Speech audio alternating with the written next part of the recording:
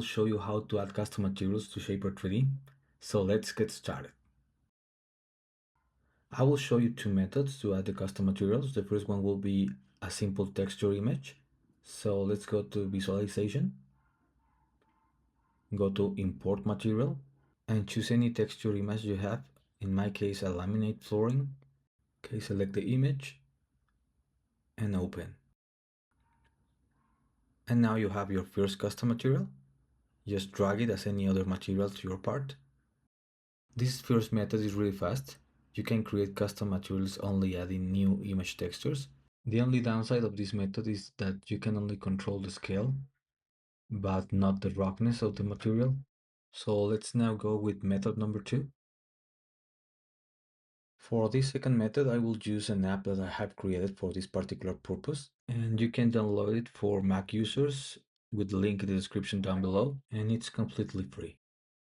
You can also create GLB files using Blender or any 3D software. The really important thing is to have the texture maps for the particular material you want to create.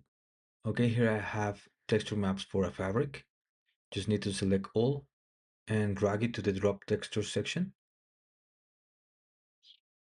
Okay, now we have our preview and generate GLB. Now choose the folder to download and open. Okay, now it's generated. Let's create another one, clear. Select your files, drag it. Let's check everything, it's okay. And now generate GLB, open. Okay, let's go back to Shapr. We have here our GLB files, just drop it into the import material section. Let's do the same for the second one.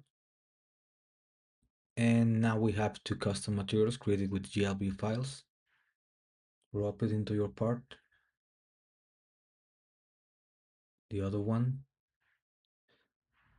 And now let's see what's different.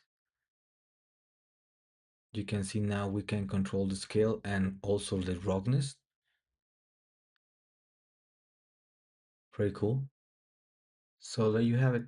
Now you can create custom materials for Shapr3D. Thanks for watching.